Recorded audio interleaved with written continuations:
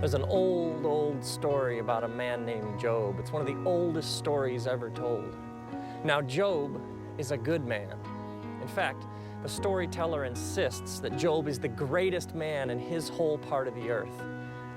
Job is a good man, but he's also a wealthy man. He's got land and crops, and he's got animals, and he's got servants, and he's got a house full of kids. But in this story, everything falls apart for Job. Much of his wealth is stolen. The rest is consumed by fire, and then in a tragic accident, his kids are killed. And as if that isn't more agony that one person can bear, he ends up with these painful sores all over his body.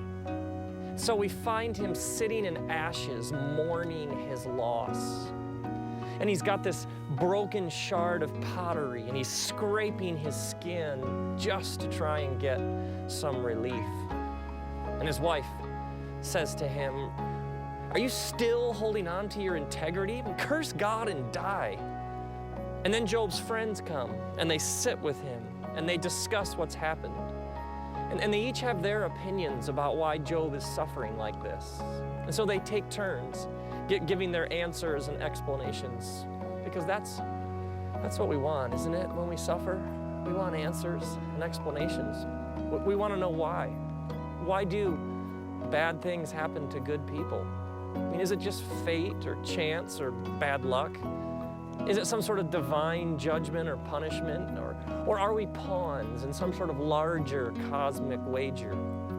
And so they give their answers and explanations, and Job defends himself, and they give their opinions, and Job comes back with his perspective on everything. And so they debate, and they discuss, and they question, and they confront. And then, in the end, when everybody has had their chance to speak, God speaks.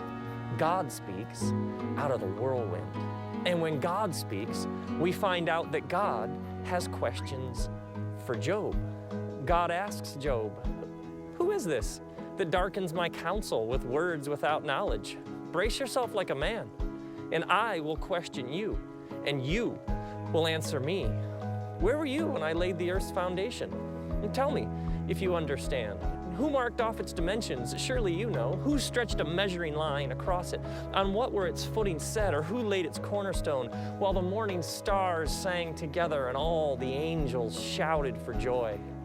Who shut up the sea behind doors when it burst forth from the womb? When I made the cloud its garment and wrapped it in thick darkness? When I fixed limits for it and set its doors and bars in place? When I said to the ocean, this far you may come, but no farther. Here is where your proud waves halt. Job, have you ever given orders to the morning, or shown the dawn its place, that it might take the earth by the edges and shake the wicked out of it? The earth takes shape like clay under a seal. Its features stand out like those of a garment. The wicked are denied their light. Their upraised arm is broken. Have you ever journeyed to the springs of the sea, or walked in the recesses of the deep? Have the gates of death been shown to you? Have you seen the gates of the shadow of death?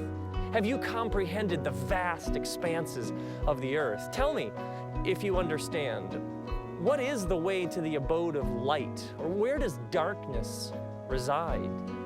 Can you show them to their places? What is the way to their dwellings? I mean, surely you know, for you are already born. You have lived so many years.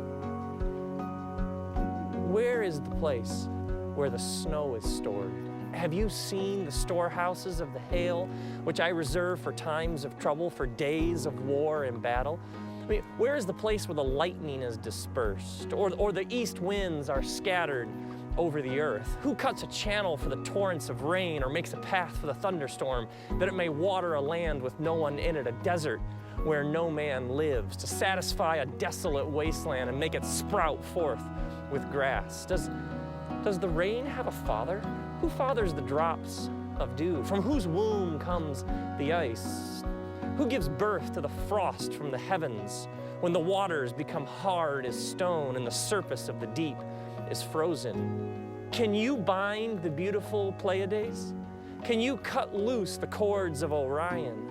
Can you bring forth the constellations in their seasons, or let out the bear and its cubs? Do you know the laws of heaven? Can you set up dominion over the earth? Can you raise your voice above the clouds? Can you cover yourself in a flood of water? Do you send the lightning bolts on their way? Do the lightning bolts say to you, "Here we are"? Who endowed the heart with wisdom, or gave understanding to the mind? Who has wisdom to count the clouds, or tip over the water jars of the heavens, when the dust becomes hard and the clods of earth stick together? Do you hunt the prey for the lioness to satisfy the hunger of the lions while they crouch in their den or lie in wait in their thicket? Who provides food for the raven when their young cry out and they wander about in search of food? Do you know when the mountain goats give birth? Do you watch when the doe bears her fawn? Do you count the months till they bear? Do you know the times they give birth? They crouch down and bring forth their young. Their labor pains are ended. Their young thrive and they grow strong in the wild. They leave and they do not return. Who let the wild donkey go free? Who untied his ropes? I gave him the desert as his home, the salt flats as his habitat. He laughs at the commotion in town. He does not hear the shout of the driver. He ranges the hills looking for pasture, seeking out any green thing. Will the wild ox consent to serve you? Will he stay by your manger at night? Can you hold him to the furrow with the harness? Will he till the valley behind you? Can you rely on him for his great strength? Can you leave your heavy work to him? Can you trust him to gather together the grain and bring it to the threshing floor? The wings of an ostrich flap joyfully, but they are nothing compared to the pinions and feathers of a stork. She lays her eggs on the ground. She lets them warm in the sand. She is unmindful that a foot may crush them or a wild animal may trample them. She treats her young harshly as if they aren't even hers, as if her labor was in vain. She wasn't endowed with wisdom or given her share of good sense. Yet when she spreads her feathers to run, she laughs at horse and rider. Do you give the horse his mighty strength? Do you clothe his neck with a flowing mane? Do you make him leap like a locust, striking terror with his proud snorts? He paws fiercely, rejoicing in his strength. He charges into the fray. He laughs at fear. He's afraid of nothing. He does not shy away from the sword. The quiver rattles by his side, as does the flashing spear and the lance. In frenzied excitement, he eats up the ground. He cannot stand still when he hears the trumpet blast. When he hears the trumpet blast from afar, he snorts and he smells the battle scent from afar. He hears the shout of the commander and the battle cry. Does the hawk take flight by your wisdom as he spreads his wings to the south? Does the eagle soar by your command as he builds his nest on high? He dwells high on a cliff, stays there at night. The rocky crag is his stronghold. From there, he seeks out his food. His eyes can detect it from afar. His young, they feast on blood, and where the slain are, there he is. And then God said to Job, will the one who contends with the Almighty correct him? Let him who accuses God answer him. And then Job said, I am unworthy.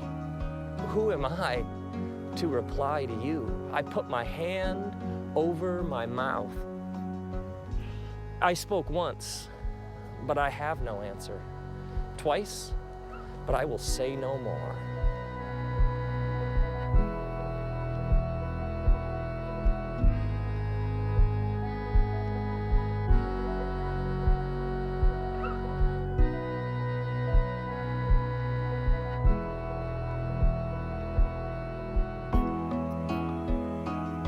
We want answers, don't we? We want explanations. We want to know why we suffer like we do. Could somebody please explain this? And there are times when the only honest, healthy, human thing to possibly do is to shout your question and shake your fist and rage against the heavens and demand an explanation. But true wisdom, the kind we find here with Job, the kind that endures, the kind that sustains a person through suffering, that kind of wisdom knows when to speak and when to be silent. Because your story is not over. The last word has not been spoken. And there may be way more going on here than any of us realize. So may you be released from always having to understand why everything happens the way that it does. May this freedom open you up to all sorts of new perspectives. And may you have the wisdom to know when to say, I spoke once, but now I will say no more.